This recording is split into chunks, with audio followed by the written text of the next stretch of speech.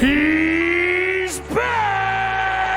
If you are a fan of basketball, let alone if you are a fan of sports, if there's one man that you have been invested in over the past 2 years, ever since he tore his ACL and then came back and eventually tore his Achilles right when he was ready to start last season, it's Klay Thompson. And at this point, there's a specific narrative being created by Klay Thompson that I felt like we should dive into and we should research. Because people think that Klay Thompson is the reason why the Golden State Warriors have gone ice cold. And that's kind of true, but at the same time, it's not true. How could that be? You're gonna see in a sec. Make sure you drop a like, subscribe, and turn on our notifications to help the channel grow. Check us out on TikTok and Instagram because we upload reels there as well. And now that we got all that out of the way, cue the intro.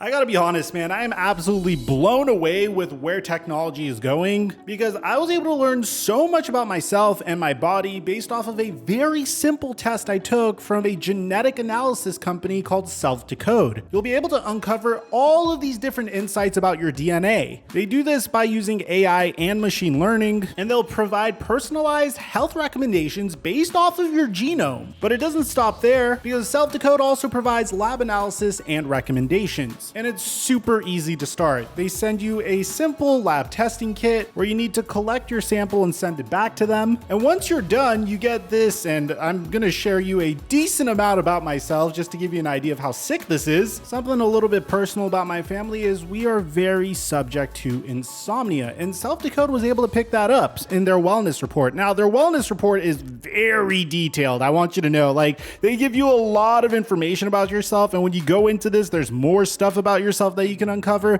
but I'm comfortable sharing sleep with you guys. So you go into insomnia and they start to give you a little bit of a lowdown. I have a pretty decent risk of insomnia. As you scroll down, since I have a slightly increased risk of insomnia, they provide solutions for you to help yourself avoid insomnia. And this is just one very brief example. I really thought this was such a cool test to conduct for myself. I want to get my entire family to do it, and luckily for me, they gave me a 25% off code. When you use my promo code FlightMike on Self-Decode, you'll get 25% off of your purchase. It's important to note that Self-Decode doesn't replace a doctor. It doesn't treat or diagnose any conditions you have. Rather, it's more of a means of getting to know yourself a little better. And I gotta admit, man, it's kind of crazy how they were able to hit so many parts of my personality just based off of a sample I was able to provide them. So use promo code FlightMike at Self-Decode to get 25% off your purchase. And thank you, Self-Decode, for the sponsorship. Mic check 1 2 1 2. What's going on, everybody? Klay Thompson has returned for 20 games thus far, and in those 20 games, obviously he hasn't put up the same numbers that he once did. Just a simple look at his basic statistics comparing his 2021 to 2022 season to the entirety of his career would show you that his field goal percentage is down almost 5%, his points per game is down, his 3-point percentage is down to 37.1%. Now, what's interesting is this is the least minutes he's ever played in his career, but at the same time, he is launching three-pointers at an unprecedented rate. According to Zach Krem, who has a remarkable article on this, might I add, he dives into how injuries have affected Klay Thompson's game and potentially the Golden State Warriors title hopes. He opens up with giving us this chart of the highest scorers returning to the NBA after 2+ missed seasons. And you can see Klay Thompson is in tremendous company here, along with the late great Gerald Green, Bill Walton, Magic Johnson, who is currently being portrayed interestingly in Winning Time on HBO Max. Let me know, by the way, if you guys want reviews on Winning Time. I personally thought it was really interesting, but I didn't know if it was necessarily the lane that my content covers. And of course, you also see a Washington Wizards Michael Jordan on this list as well. The difference between Klay Thompson and all of these other individuals is, unlike the 2001 to 2002 iteration generation of Michael Jordan and, of course, Magic Johnson when he just randomly returned in the middle of the 95 to 96 season. The major difference is Klay Thompson is returning to a team that is the favorite to come out of the Western Conference, let's be honest. In the beginning of the season, we were all looking at the Golden State Warriors as this huge superpower in the West because they looked absolutely unstoppable. And they were crushing teams despite not having Klay Thompson and James Wiseman, which, by the way, James Wiseman just got assigned to the Santa Cruz Warriors. We should see him return sooner rather than later. We are then given this chart that Klay Thompson's 3-point attempts per 75 possessions has increased drastically, and that this is the first season in Klay Thompson's career that he's taking more than half of his shots from 3-point range. Now, despite the increase in volume and the fact that Klay Thompson's typically a remarkable 3-point shooter, Klay is down to a 37%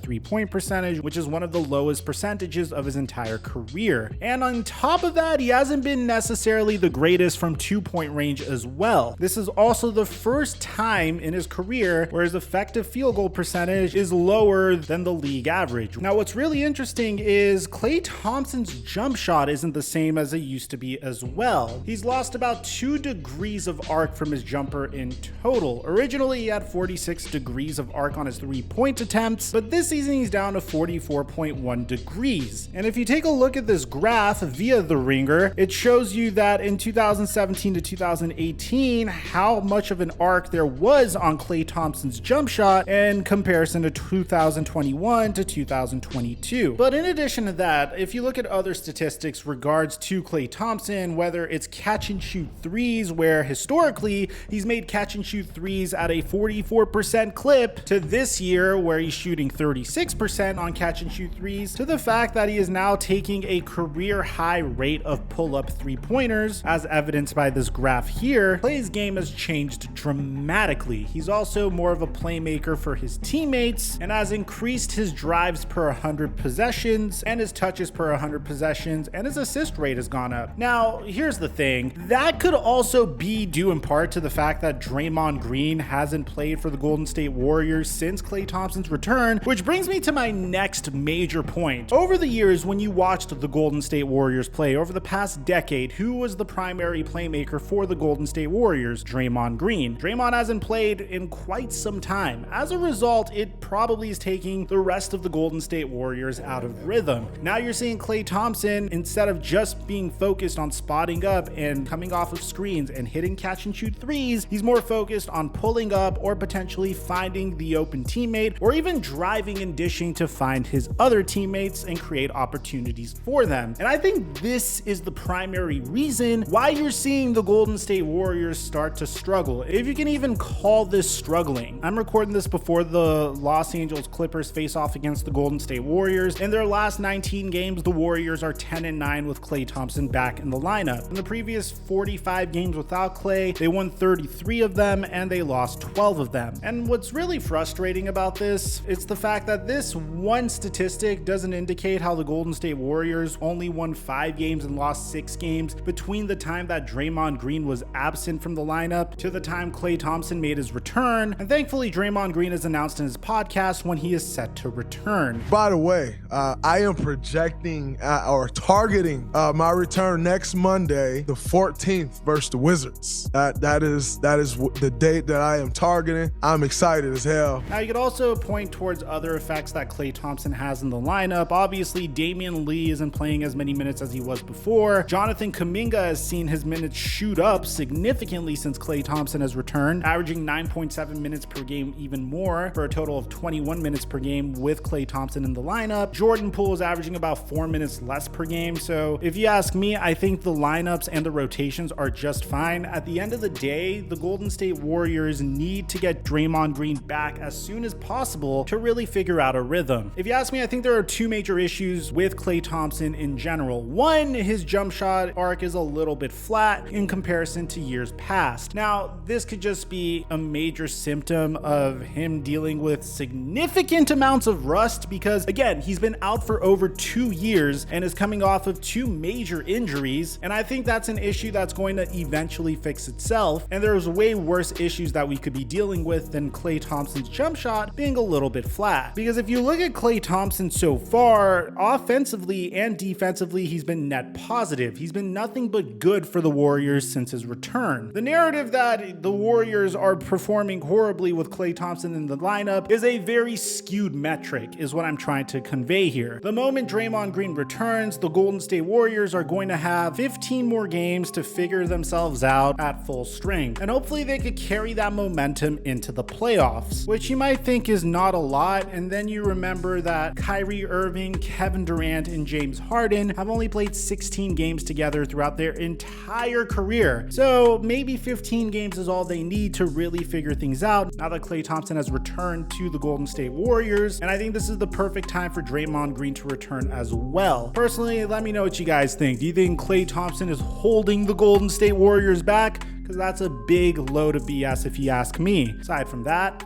I'm your boy Mike. I'm dropping our mic until our next upload.